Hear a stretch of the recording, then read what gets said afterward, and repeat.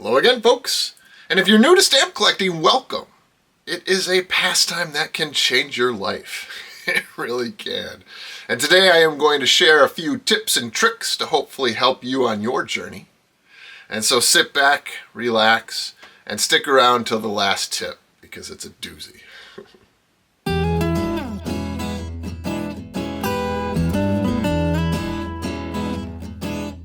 So stamp collecting is having a moment right now, and I think it's going to last. Having purchased a lot of stamps over the years, I can tell you I am paying more for stamps today than I ever have. And what that means is that some people are losing their shirts. And so for my first tip in today's video, I am going to share the most important one. And that is, avoid the hype of an auction. Don't get sucked into those last second bids by focusing on the pictures in the listing. It is so tempting to think, well, this picture is great, so that means that what isn't pictured is also great. It's not necessarily the case. And I have one cautionary tale to show how that's so. If you did not know, you can purchase stamps on shopgoodwill.com. A lot of the collectibles that Goodwill receives don't actually go into their stores. They go online to shopgoodwill.com, and you can find stamps here. They actually have a section entirely for stamps. And in these auction listings, you are going to see 3 or 4 pictures tops, maybe 4 or 5, and they are never the pictures you want to see.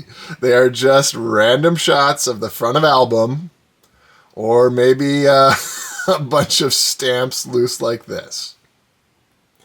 Bid on what you see.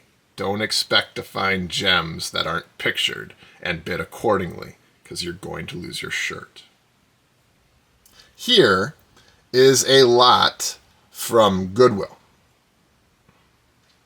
It is called the lot of 21 pounds of stamps with blinders. I think they mean binders. Here is the first picture. What I see off the bat are National Scott albums. Those are oftentimes very valuable. Plate block albums, sometimes. I'm not a big fan of plate blocks, but some are. And then 2 other albums. The cover page. They always show the cover page as if that's going to tell us something. Another cover page of the other album. There are all 5. So far, to be clear, we have seen no pictures of stamps. Just the outside of the albums. Now, we get to the stamps. The first thing I see are these are mounted, right? So these are going to be new stamps with the possibility of being mint. So this was done by a collector, and there's the possibility of some really good stamps. All of these are common that are shown here. This is where it gets interesting. Here's the next picture of stamps, and in it, all of these are common with the exception of those 2, right there. Those are plate block numbered stamps. They have the plate block salvage on it, and they're collectible. They're nice. They're different. They're unique. That's the $5. That's the $2 from that series. Those 2 stamps, if I had to guess offhand, are what? $5, $10 stamps maybe? Nice stamps. In my mind, though, what this means is there's the one picture I'm looking for that tells me that this was a put-together collection by a collector, and that gives me hope that I'm going to find other stamps that aren't pictured. So I bid on it. 5 albums. Those 2 are the best ones, the National USA albums. I know it's put together by a collector. I know they're in decent condition. At least they look like it. They could smell. They could have been stored in a basement. And these are the pictures. So based on all of that, I was willing to go $235 for 5 albums, 2 pictures of stamps.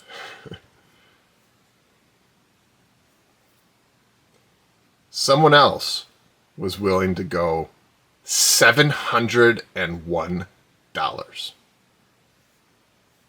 $701 for an auction that you have no idea what's in it. No idea.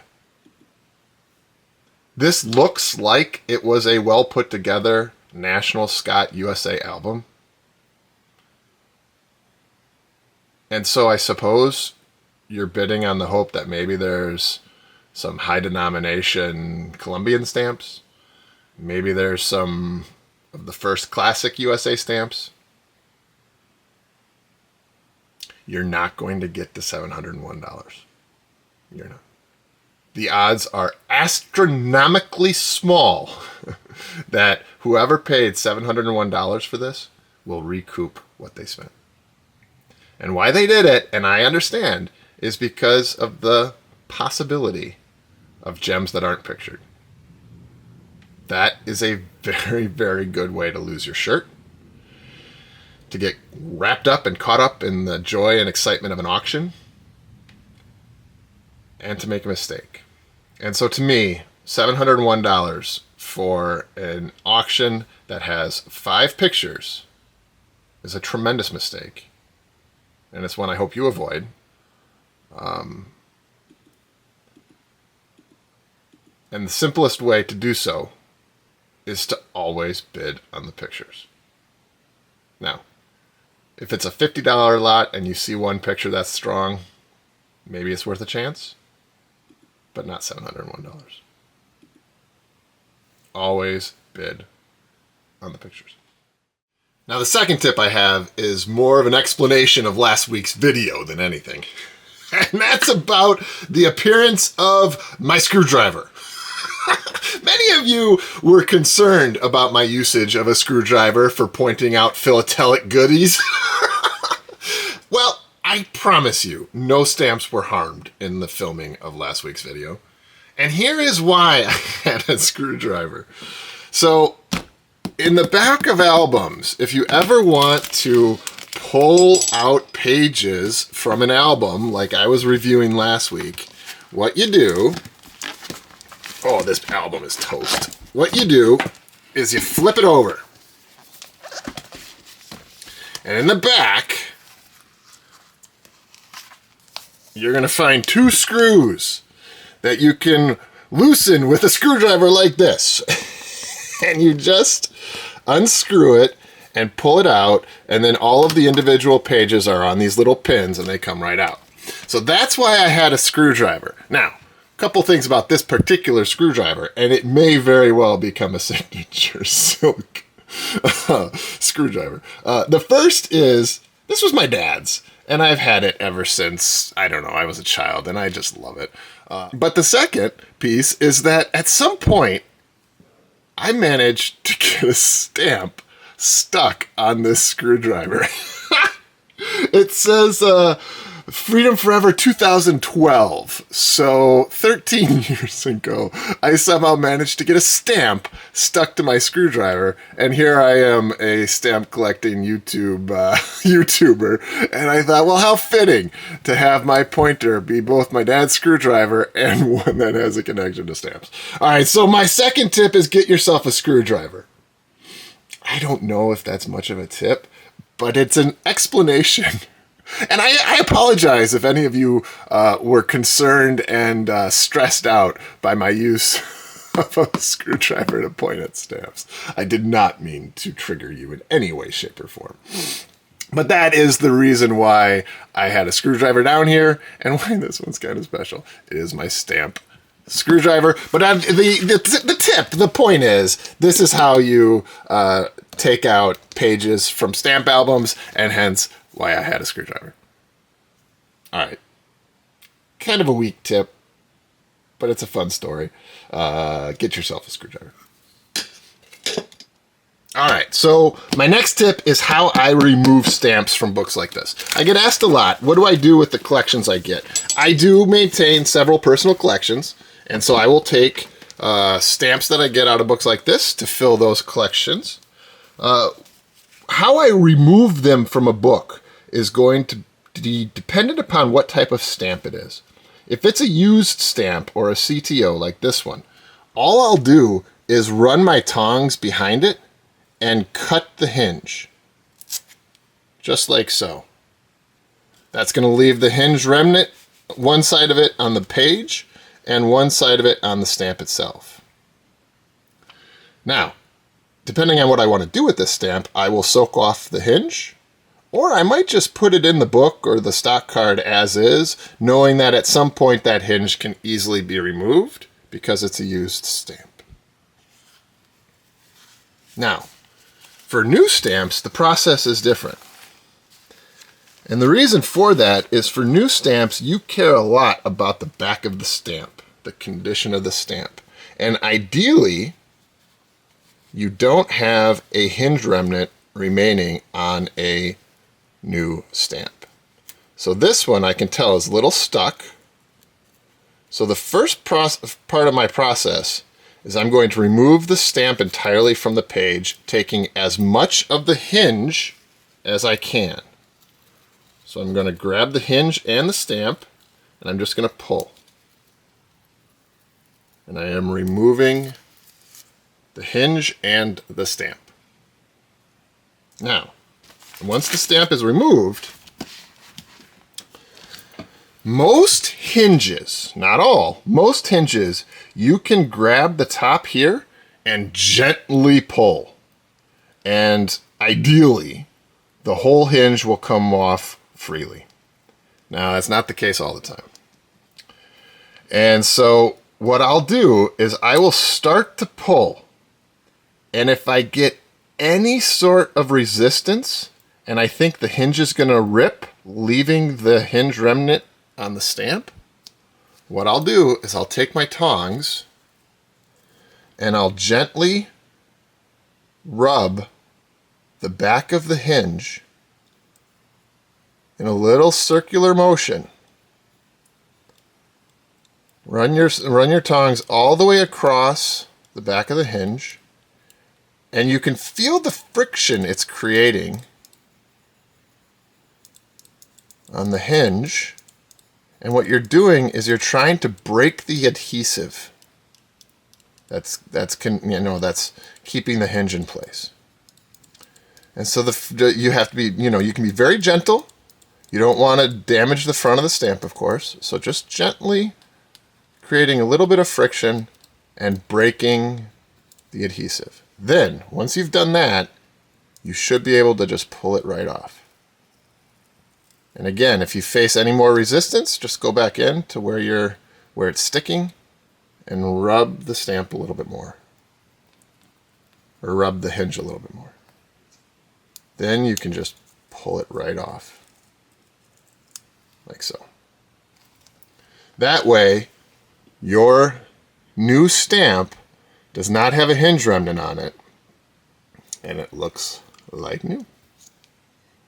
And there you go. That's how I remove new stamps from an album. My next piece of advice is to find yourself a pen pal. There are a lot of clubs, a lot of online forums where you can find people who collect stamps and want to trade stamps with you. It is such a joy to receive stamps in the mail that you weren't expecting. And so a very special thank you to the one of you who sent this in. I have been excited to open it. There is something about our hobby and our community that is so enriching. It really does break down barriers. It really does build community. And boy, I like getting stamps in the mail that I wasn't expecting. So thank you again to the wonderful human being that sent this in. Oh, along with a cool note. Thank you. Oh, what a great note. I hope you are well too, sir. Ah, these Canadian stamps are very, very cool. Nice. Ah, nice. Look at that. Canada Post Community Foundation. Permanent stamps plus $1 donation. Oh, that's neat. Oh, wow, look at those. Oh, that's cool. Let you pause there if you want to read that. That's neat. I appreciate anything that supports a good cause, and those stamps do. How cool. Those are pretty. I like that. Thank you. And then some cool back of the book. Nice. Okay, I'm sorry. I almost grabbed these with my bare hands, which, again, tip to all you newbies is don't touch your stamps with your bare hands because they have oils on them. Oh, that's cool. And they can damage the stamp. That is really cool. I like that. Nice. Some good blocks. Very cool. There's Charles. There he is. Welcome to Philately, Charles the Third. Oh, that's neat. Wow, what's this?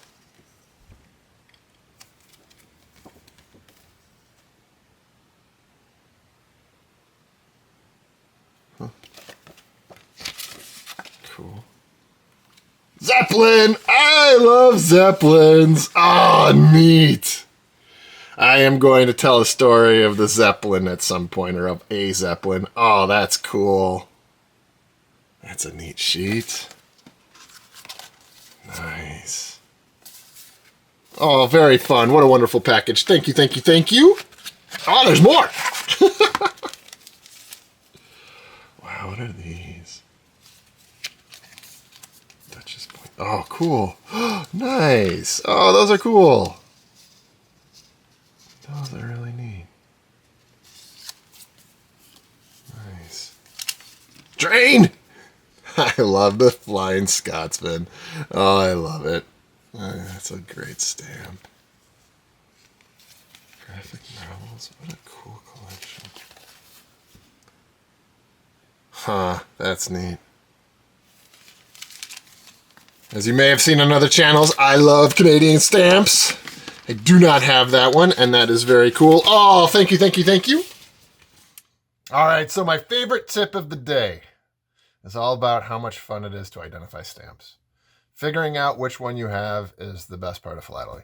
It can be frustrating, and it can be time-consuming, but you'll love it. And there is a reward to identifying a stamp. There's a joy to it. And the process itself is endlessly fascinating. The tip I have is there are a lot of different papers that stamps were printed on over the years, and figuring out which one you have, and then therefore figuring out what kind of stamp it is, can be a challenge.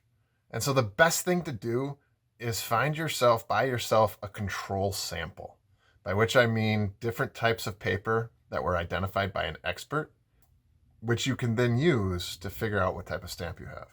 Identifying paper is one of the toughest parts of stamp collecting, and so get yourself a control sample, something that you can, compare your stamps to.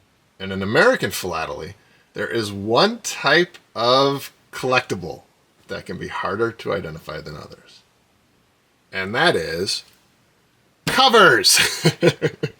Because these covers, these envelopes, used a lot of different paper. And thankfully, one of you all sent me this, which is all of the different types of paper that USA postal stationery and envelopes were printed on back in the day. And so this is a control sample that you should be able to use to determine what type of paper yours is. So feel free to pause. Know that this is brilliant white. And then therefore, depending on the quality of your computer or screen, you should be able to get a sense of whether or not yours is manila, amber manila, or just manila, or orange, or fawn. This is a sample of each, and you can use it to compare your sample to, and then determine which one you have. The type of paper can have a big difference in terms of value if that's what you're looking for, but then also just in terms of figuring out which one you actually have. And so a very, very special thank you to my friend who sent in these. What a tremendous, tremendous asset. And there are other opportunities for this too. So stamps come in granite paper, blue paper, silk paper, all kinds of different things. Get yourself a control. Buy a version of it from a reputable dealer so that you can then compare yours to it and know that you're identifying your stamps right. Again, very, very special thank you to the wonderful human being who sent this in. What a great tool. And yeah, hopefully you can pause it and it will help you identify your stamps as well. And with that, thank you again for joining me on another Beginner's Guide to Collecting Stamps video. If you enjoyed it, please do like it and subscribe to the channel. It means a great deal to me. Until next time.